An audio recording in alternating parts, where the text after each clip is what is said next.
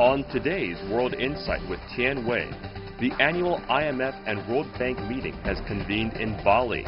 Can the leaders of global free trade rein in Trump's protectionist impulses?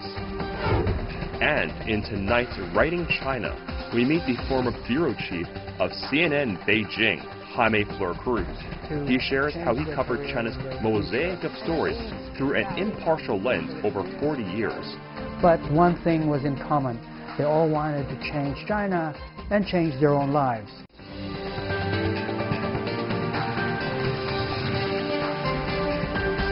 Hello and welcome to World Insight with me, Tian Wei. The program is coming to you Monday to Friday on CGTN. We begin today's show with this year's meetings of the International Monetary Fund and World Bank in Bali. The leaders of several major international financial organizations said countries need to work together to settle the world's current trade disputes. The IMF has already cut its forecast for global growth for this year and next to 3.7%. It said the lower forecast reflected the China-U.S. trade war and how emerging markets are struggling with tighter liquidity and capital flows. Before we go to our panel, take a look at this first. Trade hostilities are taking their toll on global growth, and the IMF has the numbers to back that up. The World Economic Outlook dropped its global growth forecast from 3.9% for the years 2018 and 2019 down to 3.7%. You know, we have always said at the IMF that trade war, trade tariffs are not helpful globally and are likely to have negative consequences on growth. So we maintain that view. The IMF said the downgrade reflects a confluence of factors, including the ongoing China-U.S. trade war, weak economic performance in the Eurozone, Britain, and Japan. In addition, rising interest rates are pressuring some emerging markets, notably Argentina, Brazil, Turkey, Mexico, and Indonesia. Whenever the dollar gets stronger and U.S. interest rates rise, financial conditions tighten for emerging markets. And this is something that happens every once in a while, and it's therefore important for emerging markets to have strong policy frameworks which can help them deal with these pressures. One line of defense is a very flexible exchange rate, which can help buffer shocks. The organization also revised China's outlook for next year, forecasting only 6.2% growth in 2019 against its earlier 6.4% prediction. However, the IMF did stick to its projection for China for this year, that of 6.6% growth. The U.S. economy has maintained a relatively stable growth rate thanks to stimulus through radical fiscal policies. But the IMF said the effect will wear off by 2020.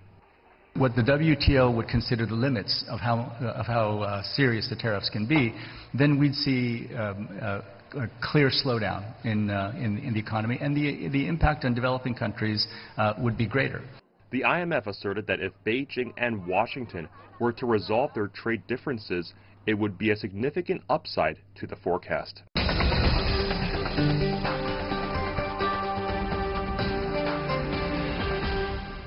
For more on the IMF World Bank annual meeting, joining us in Beijing, we have Zhang Gong, who is a professor from the University of International Business and Economics. Also in Beijing, Einar Tangen, current affairs commentator. Welcome to both of you. In London, in the UK, we are joined by Ian Begg, professor at the European Institute and also co-director of the Darendorf Forum of London School of Economics and Political Science. Gentlemen, welcome to all of you. What do you make of the call made at the ongoing World Bank and IMF summit regarding de-escalating the trade tensions? Is it possible? It risks falling on deaf ears because the principal protagonists on this are making up their own minds, and you can imagine who I'm talking about above all, and that is Donald Trump. He has his own view on where trade policy should go. He's coming up to his midterm elections, so he wants to be even more strident than normal. And that suggests to me that for all that the IMF and the World Bank and all the assembled ministers and prime ministers are going to be pushing in a different direction, they're not going to pay much attention in Washington. The IMF, as a result, has already lowered the expectation about the growth in both the economies of China and the United States, and likely has a rippling effect to the rest of the world. Mr. Tangen, it seems it is quite a warning. Yes, it is, but if you start looking at the assumptions of their report, that it's going to be $67 oil, that the interest rates are going to remain fairly stable, that currency is going to remain stable, this is not being borne out right now, and there could be even more harsh news. Across the board in ASEAN countries, they're looking to lose 15 to 20% of their growth. All right, China is only going to lose a very, very small part, maybe 0.3%. But the rest of these countries are really going to be hit hard. It is the confidence that we are talking about here. That is really the most important, what the market is feeling. And as a result, how is it going to be translated into the business plans and also the purchasing powers? Professor Gong. You're absolutely right. I mean, the economy has a lot to do with expectations. And keep in mind that we're actually into this boom cycle for quite a few years now. We have already passed the peak, as the report claims. I totally agree with that. And we're probably getting very close to the end of this booming cycle. So I think that's something of serious concern to a lot of countries, especially countries that have a foreign exchange problem because of the rising interest rate in the United States, the appreciation of the dollar. And on top of this, we have this trade tensions. So I think it's becoming more like a storm, perfect storm forming right now, and I think what is coming out of IMF and the World Bank is a very stern warning. Developing countries, their currencies have been depreciating. Well, we see quite some movements going on in the United States with the U.S. dollar. Of course, we all understand that the U.S. dollar is still the currency, and therefore the bargaining power coming from the U.S. economy is tremendous against the other economies, particularly at a dramatic time. So, Professor Begg, what does all of that mean mixed up with the unpredictability in the market? Well, what it means is a number of things. On the one hand, U.S. exports, as the dollar rises, will become more expensive, and this may to some extent mean that the effect of additional tariffs is mitigated, because in the exporting countries which now have lower exchange rates, they gain a competitive advantage. What it also means is some trouble for some of the countries which are heavy importers of commodities priced in dollars, and your guest just mentioned the rise in the price of oil, which tends to be priced in dollars, which magnifies the negative effect in other countries. So we're in a period in which we can see different forms of risks to international stability. But I would be very hesitant to say this is heading towards a full-blown recession. It's more a moderate downturn in prospect than the sort of crisis we saw 10 years ago. Professor Gong, you agree with that? I think we still have to give it some more time to see if it is going to be a minor pullback or if it's going to be a recession. I'm not sure. I think we're still too early to make a call like that. But I do think that if we keep down this path of prolonged trade tensions, if the tariffs are going to stay there, and especially that Donald Trump is going to increase the tariff to 25% beginning the end of this year, it's going to be a pretty ugly picture. I'm a little bit concerned. It is already quite an ugly picture to begin with, by the way. Mr. Tangen. I'm completely on the other side of that. I mean, global investment is down, debt is up, stocks are overvalued. We are seeing all the classic warning signs. If you start looking at the graphs, it's all there. Moody's Financial has already forecasted that there will be a recession in 2020.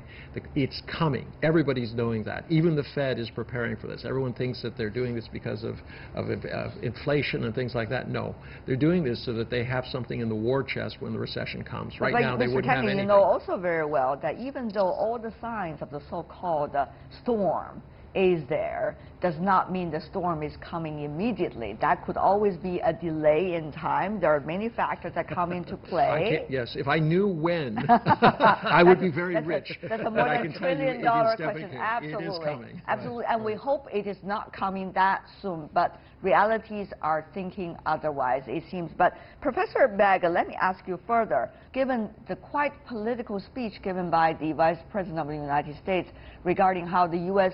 current administration is looking at China, namely already a competitor, a rival, the priority of future containment, it seems that the two largest of the world's economies are pretty much on a rocky road for years to come. So this is not just about the trade war anymore. Are we worrying about some kinds of signs leading us to similar situations during the Cold War? Or this is totally a different stage? What I just asked is really out of the question. I think we can classify it as being downside risks in all respects. International political stability, international economic stability, all subject to downside risks. But the reaction of the Chinese leadership, I think, has been very sensible in this. They seem to have hesitated to provoke things still further. Clearly Mike Pence's speech has been provocative, but China seems to me to be adopting a wait-and-see approach rather than jumping in with countermeasures that are excessive. And I think that's very sensible because, as I mentioned before, a lot of the posturing going on in the US is about the forthcoming midterm elections, and they will be out of the way next month. So let's revisit this when we have more idea of whether it's just posturing or whether it's a more fundamental realignment that's going on. And in this regard, the conclusion of what you might call NAFTA 2, even though they don't call it that, may be a more positive sign. Mr. Tangen. Well, I think it's been a pretty much full-blown offensive, and if you look at the latest one and this leaked administrations to the Financial Times saying that they expect Xi to send a list of concessions prior to a sideline meeting that's coming up, that's incredible. I mean, this is the worst nightmare scenario you can imagine. The U.S. and China have stopped talking. They're canceling their military-to-military talks. Right. They're canceling their trade talks.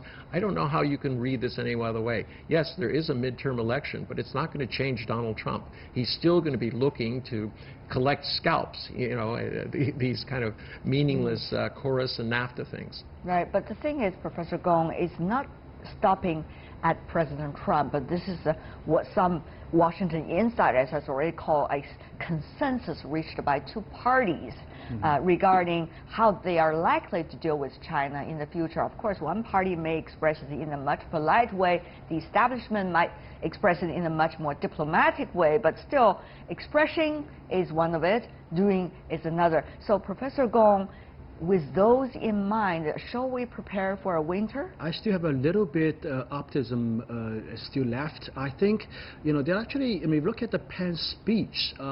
He talks about a lot of things. He talks beyond the trade issues and it brings back a lot of these old acquisitions against China. In addition to this, he also makes a new acquisition this time. That is about China's attempt to interfere in the U.S. politics. I mean, we can debate about whether this is indeed interference, but at least, you know, there's something new here. Whether are we seeing this as a warning sign that will lead us to much more political chaos, which certainly have a damping effect on the world economy. If you look at the Cold War back in the 1960s and the 70s, you have an idea about how it was like. But especially now, today's China is not yesterday's USSR. Right. China's economy is so much involved in everybody's economy, and so is the U.S. economy.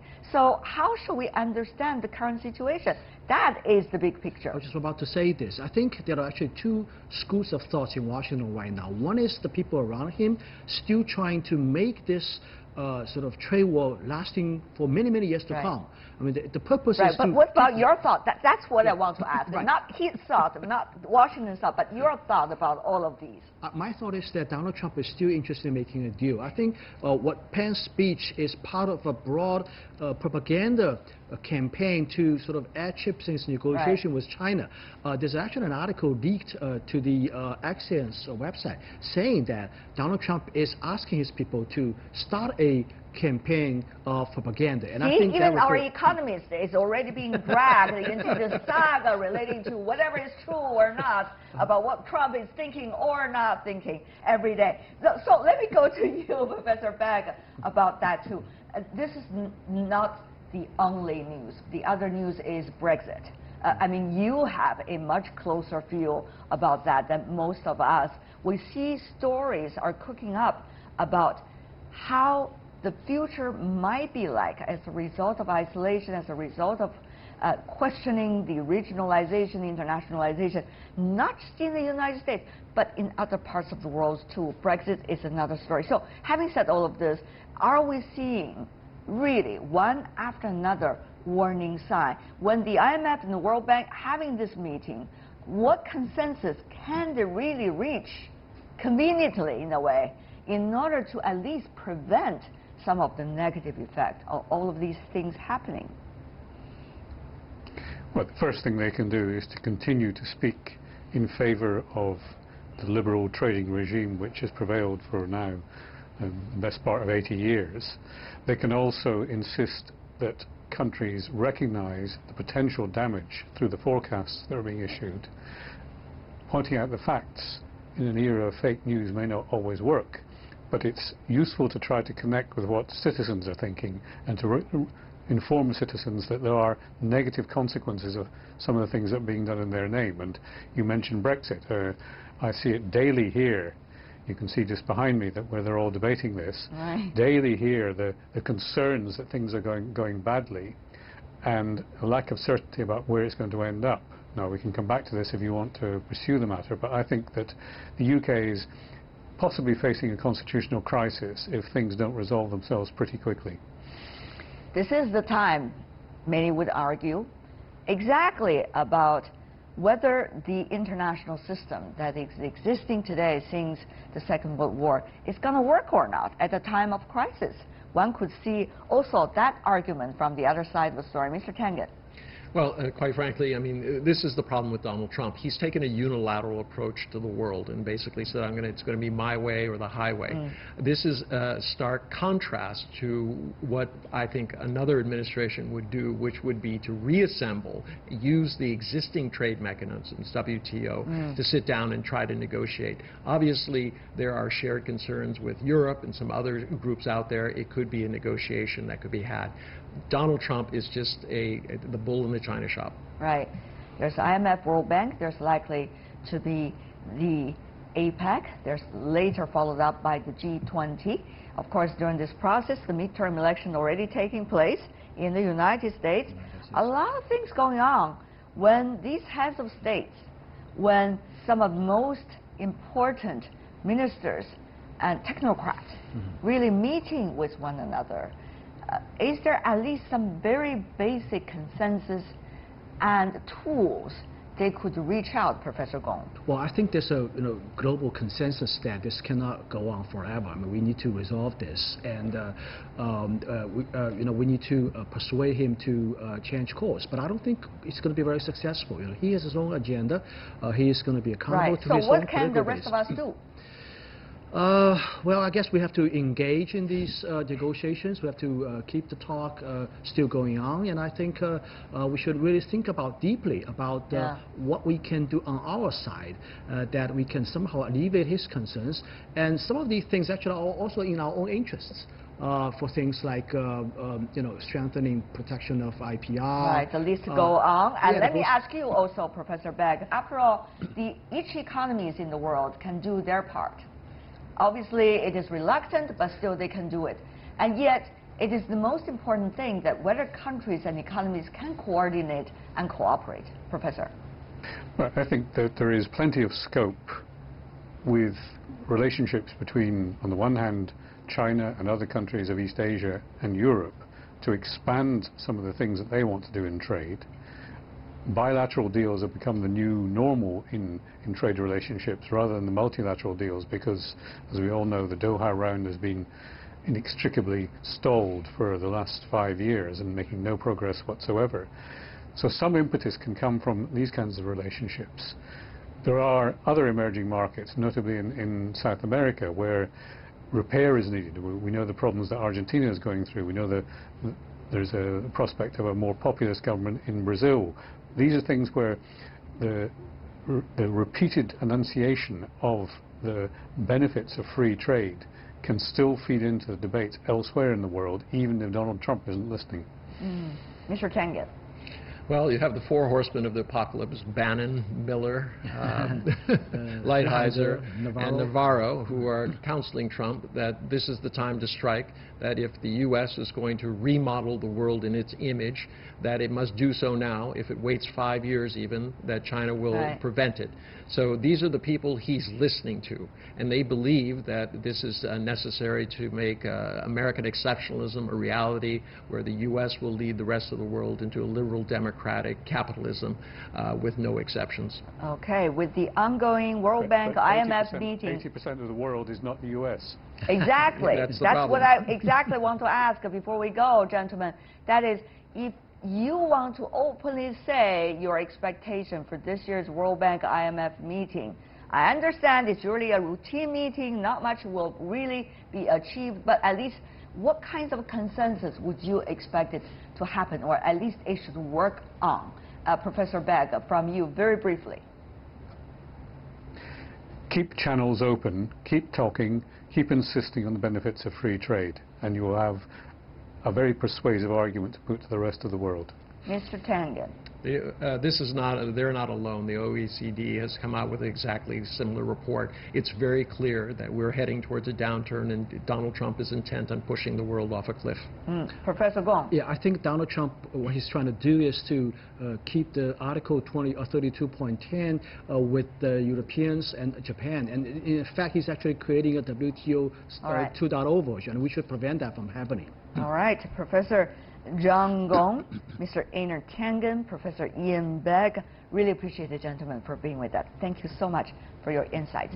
Stay with us here on World Insights. Still to come. In tonight's Writing China, we meet the former bureau chief of CNN Beijing, Jaime FlorCruz. He shares how he covered China's mosaic of stories through an impartial lens over 40 years. That interview right after the break.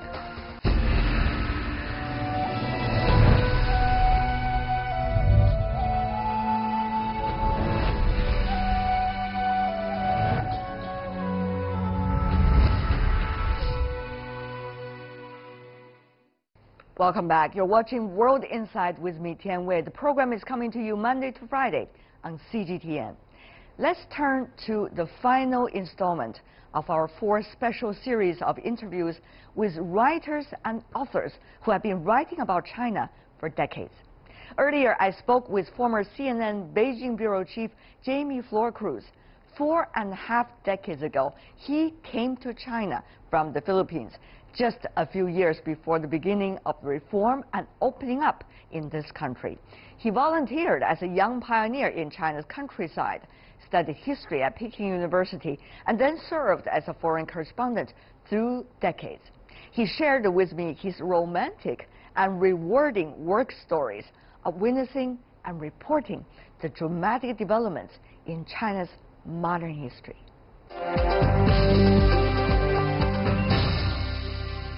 Jimmy, welcome to CGTN.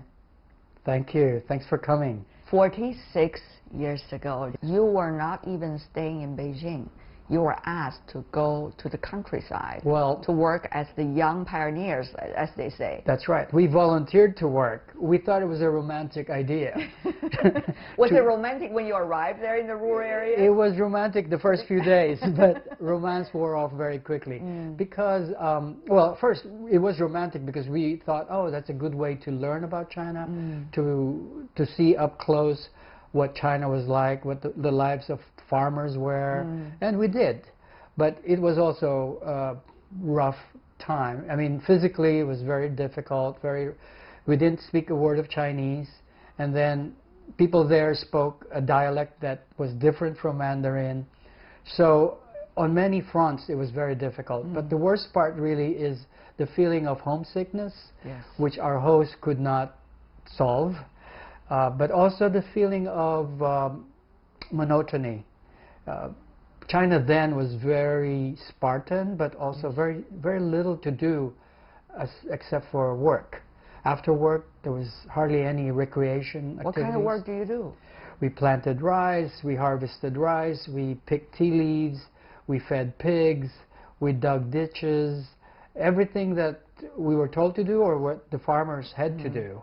You know, they took good care of us, but it was still in a very real farming situation. Yeah, you came to China with some kind of romantic picture. This is where the revolution was. Yes. This is how people's lives have been dramatically changing. Right. At the end of the day, what have you found out?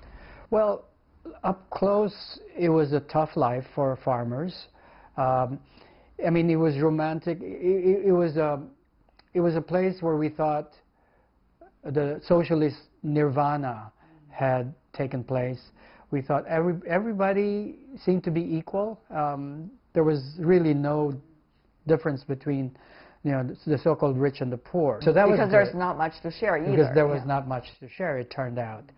But so it came at a cost, and it was only later than I started to appreciate the pros and cons of what we were seeing at that time, and it turned out that people were not that happy and contented, and that some people were more equal than others.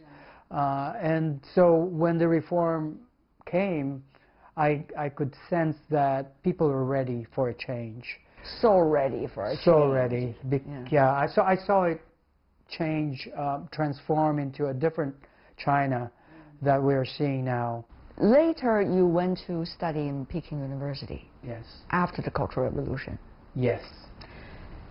And then you even took on a job as a journalist. Yes. But how did that happen? So I took first a 2-year course in Mandarin at the Beijing Languages Institute, and then I still couldn't go home. So I enrolled in Beida, and I chose the longest possible program they have. What was it? It was a 4-year course in Chinese history. And I chose history because I thought that was the best way to learn about China and to bridge China now and China before. I knew that I had to learn a little bit about what China was like so I could appreciate what China was at that time. And so I took this course in Beida. It was in 1977, you know, a year after Chairman Mao died, but also the year when China reinstituted the so-called Gaokao, the national entrance exam. And I was so fortunate to be in Beida at that period. 1977 was a storied group of people who, many of whom also, like me, had spent years in the countryside, worked in the factories, or served in the army, and bingo, they got the last chance to change their career and their future. And the age varied a lot. The age varied, social experiences varied, but one thing was in common. They all wanted to change China and change their own lives. And then later, even in university, you became a journalist. Yes. What was your first assignment? How did it get to you, a Filipino student? While I was finishing my course at Peking University, I got the chance to work as a research assistant for Newsweek, which was one of the first batch of American news organizations to open bureaus in Beijing. And they needed people like me who was bilingual, who knew the place well. And so I was hired initially just to cut and paste files. And then one day, my boss realized that I could speak Chinese. I had many friends.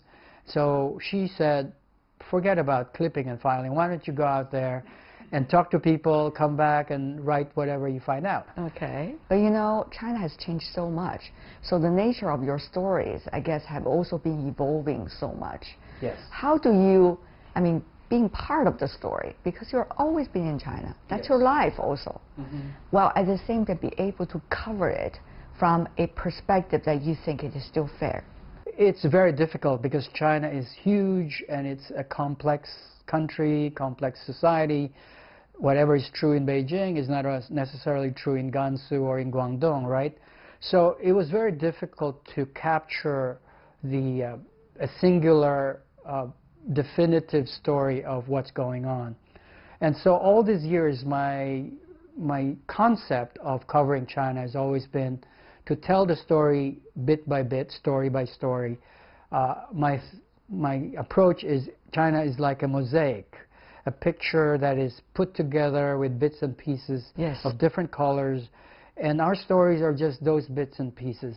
And to really know the story, to really know China, you've got to step back from the daily stories. And then you get a full view of China as a whole. So our hope is that we could put together China's picture story by story, piece by piece, over a period of time. And it's very difficult still. We want to go back to another role you're playing right now, Jimmy, which is now organizing the Fortune Global Forum in China. Yes. I remember the first time Fortune Global Forum came to China, 1999. Yes. Almost 20 years ago. First time in Shanghai. It was so dramatic. What happened that year? You were covering that event. I was, yes. And you were also arranging some works. Tell us more about that. Yeah. Well, yes. So China would use that as a platform that will coincide with the 50th anniversary of the founding of the PRC, the People's Republic of China. So on the eve of that, we organized this Fortune Global Forum, the first ever in China. And yes, the Chinese participants were all awed by the whole idea of bringing the heavyweights of the CEOs of multinational companies. It was a brand new hotel. Brand new that hotel. Nobody has ever seen that style before. Interior design, nobody has ever seen so lavish to the Chinese standard then. That's right. And a brand new convention center. Brand new convention center. Right. Airplanes after airplanes of global CEOs coming in. Yes. And their private jet as well. That's right. And all those limousines, first time ever on the Chinese streets. That's right. And these people with the best suits, shall we say, with their entourage, Chinese were shocked and awed, I would say. They were shocked and awed. But also, it turned out to be a perfect platform for the Chinese entrepreneurs and officials to meet with their counterparts overseas. Absolutely. That's the goal of it. And in a way, it coincided with the takeoff of Shanghai as this huge metropolis that was quickly modernizing.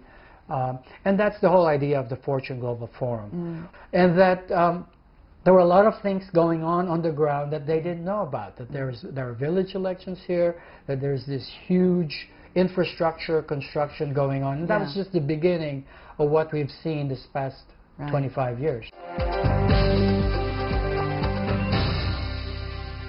You used to work for American media, right, which used to be portrayed and also perceived in China in a very different light.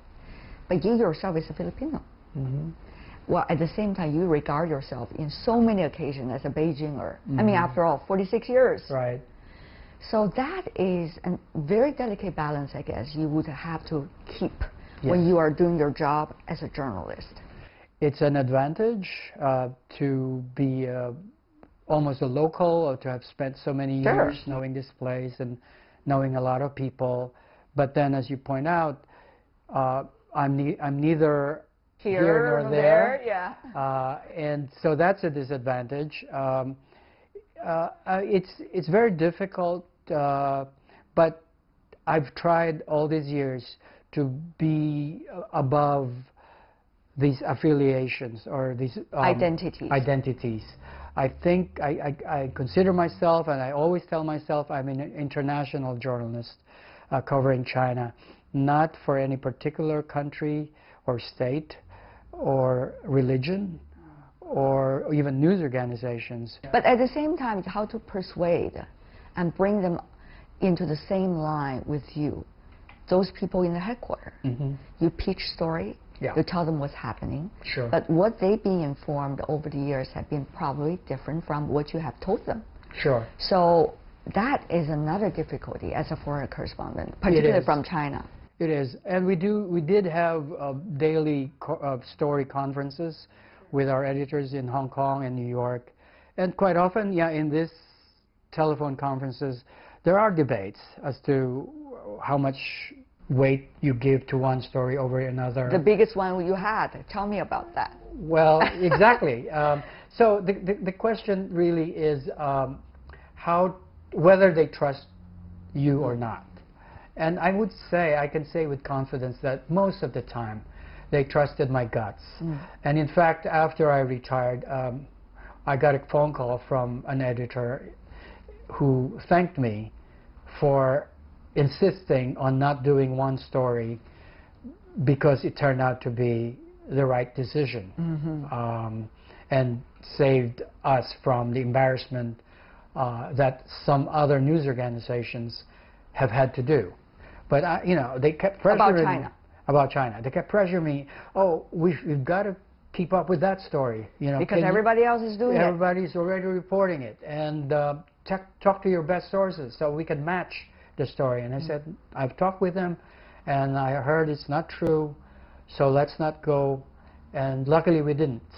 Have you seen the sophistication of the Chinese side, whether it's from the public or from the government, from even journalist colleagues in China, evolving over the years? Yes, over the past 25, 30 years, the people, the officials in charge of the media, I think, are becoming younger, well-traveled. Most of them get it. Most of them realize the changes in the concepts of news coverage, and they are adapting to it. The Chinese audience also are getting more sophisticated. I mean, like any other country, especially in social media, you always have different views and very robust debate, and sometimes we're part of that debate. But yes, I think because of the changes in the media landscape, there is a marked difference, and to a certain extent, improvement in the way they handle the foreign media. Now the world has changed. This is not a cliche. It is a reality. We see the U.S. over the past few years, whom you used to work for, the United States and the public, has been looking much more inward than it used to be. You see developing countries, particularly emerging economies like China, is talking about globalization, regionalization. So how do you as a journalist, veteran journalist, see that change? And how is that likely to be reflected in the media? Is it the right way so far? I think it's ironic, actually, that China is going towards globalization, whereas some other countries, including the United States, are going backwards or are being protectionist. Exactly the opposite. The opposite. 30, 40 years ago when you just arrived in China. Exactly. It was the opposite before. China was more protectionist. China first. China first. Globalization was a bad word, and now it's the opposite. So, that's not lost in the media. In our media coverage, you could tell that the media is critical of the backward trend in America, in Britain, the populist trend in some other countries, the America First slogan. Countries and publics in places that you cover could be angry about the stories that so-called international or foreign media, particularly Western media, have been doing. You also see that they are extremely paying attention to these stories. What do you make of these anger and sensitivity? And what is the best way, do you think, as the country is becoming ever more sophisticated, particularly want to play and will be playing, already playing, a significant role in the international community? I would say the anger is partly the legacy of the past, when China felt it was it was not getting a fair shake, especially in the media and which was and true world to a affairs, certain extent. which was true to a certain extent. China was being bullied, was being discriminated against, and yeah, to a certain extent that's true. What I would hope will happen is, as we have the internet and the social media and the explosion of information, that it will balance out and it will lead to a better understanding of each other.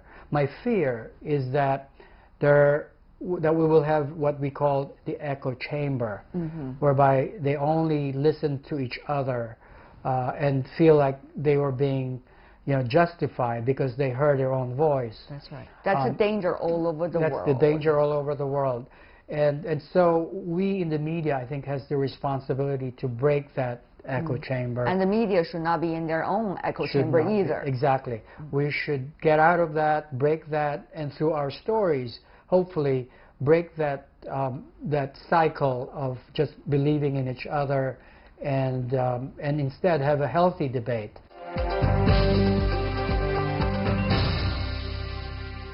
Jaime FlorCruz, the former CNN Beijing bureau chief. And that is all the time we have for today. If you'd like to see more, try to find us World Insight CGTN into your search engine, or check out our YouTube channel. You can also follow us on Twitter, Facebook, and Sina Weibo. From me, Tian Wei, and everyone on the World Insight team, thanks for watching. Tune in again next time for insights across China and around the world. Good night.